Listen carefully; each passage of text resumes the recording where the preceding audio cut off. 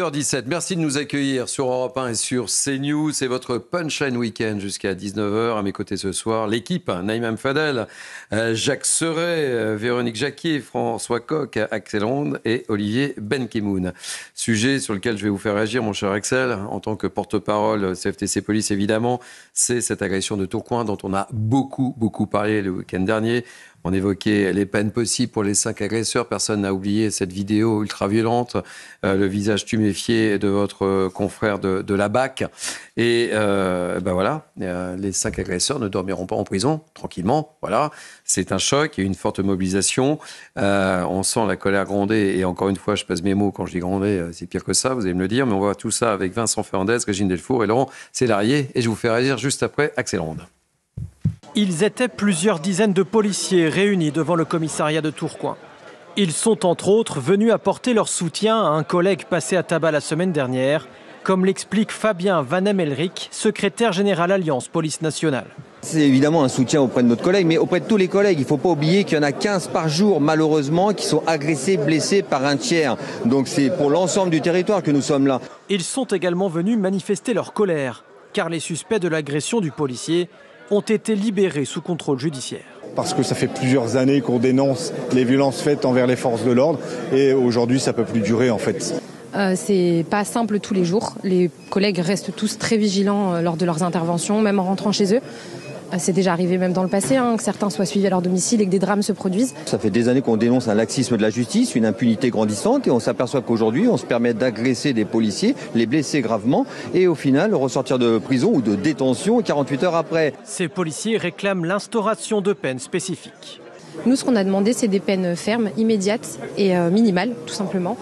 On n'est pas satisfait du coup de la réponse pénale qui a été donnée. Nous, ce qu'on veut, c'est qu'il y ait des peines minimales, c'est-à-dire que une peine minimale pour tout policier ou personne dépositaire de l'autorité publique qui serait agressé. Ils en appellent désormais à Sébastien Lecornu pour prendre des mesures immédiates. Axel Ronde, vous en appelez à Monsieur Lecornu. Qu'attendez-vous concrètement aujourd'hui ? On attend qu'ils soutiennent enfin les forces de l'ordre, enfin les policiers. Est-ce qu'il va avoir le courage de mettre en place une réelle politique de sécurité pour protéger les policiers? Les policiers, nous sommes le bras armé de la République.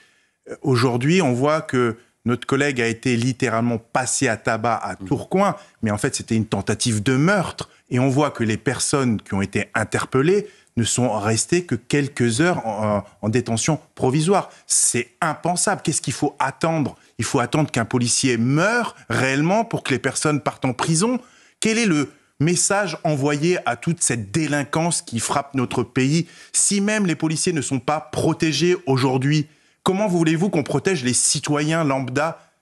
C'est terrible ce qui arrive à notre collègue et qui est aussi traumatisé à vie et en plus traumatisé par rapport à cette décision de la justice. Alors même que si un policier aurait fait un quart de ce qu'il y a eu, il serait, lui, en détention provisoire. C'est cet inversement des valeurs qui touchent notre pays, qui nous scandalise au plus haut point. Oui, il y en a ras-le-bol, il y en a marre, parce que, comme a rappelé mes collègues, il y a 40 policiers qui sont blessés chaque jour, mais 14 ou 15 réellement par des agressions physiques. Chaque jour dans notre pays, chaque jour des policiers sont blessés.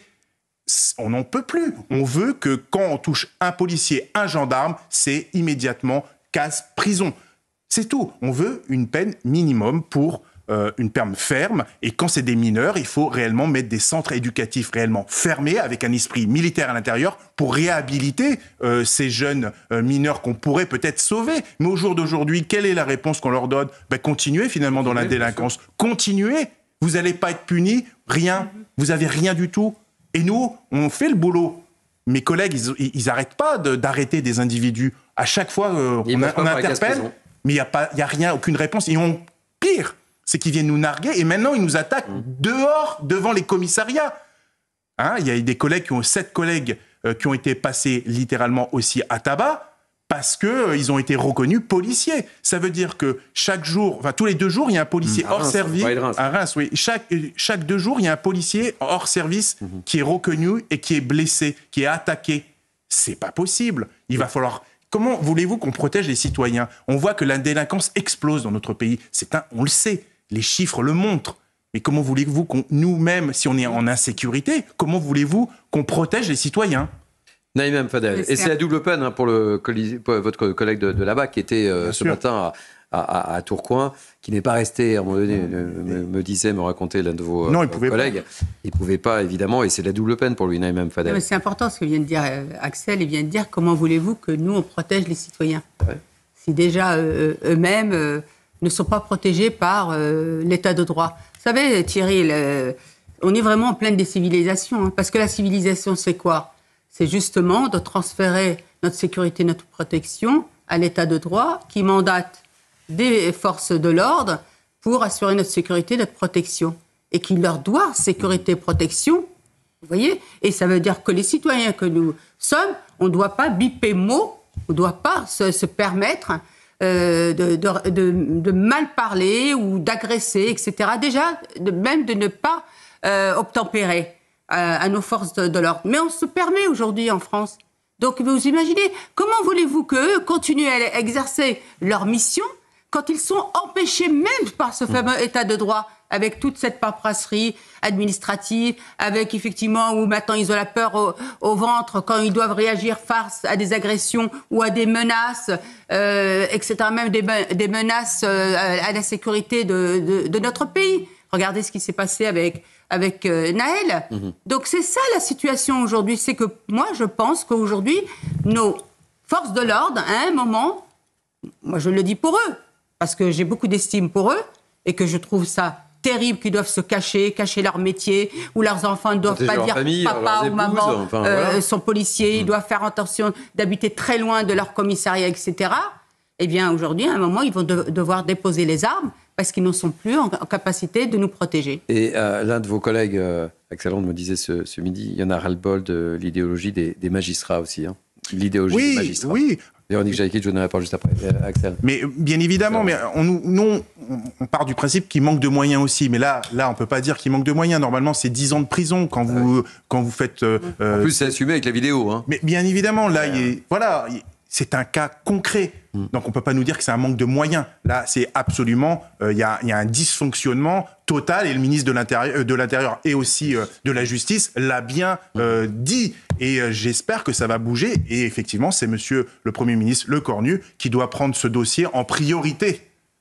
Véronique Jacquier. Et ensuite, je fais circuler la parole, je m'y engage, Jacques Serret veut prendre la parole, François Coq aussi. J'ai une question pour vous, parce qu'on parle d'idéologie des magistrats, de manque de moyens, bien entendu, mais on n'a pas affaire finalement désormais à de simples délinquants. Le ministre de l'Intérieur démissionnaire, Bruno Retailleau, a lui-même parlé de barbares. Donc on voit qu'on a des gens qui s'inscrivent dans une contre-société et qui jubilent d'ailleurs de vous provoquer. Complètement. On en est là. Donc les moyens judiciaires, je veux bien, les moyens policiers, je veux bien, Sébastien Lecornu au secours, je veux bien, mais est-ce que vous pensez que ça va suffire ? Fondamentalement, qu'est-ce qu'il faut faire pour renverser la table ? Il faut des peines de prison. Il faut remettre la valeur de la sanction réelle. Pour des mineurs, il faut les mettre dans des situations d'éducation renforcée avec une éducation militaire à l'intérieur, mais pas des militaires. Hein.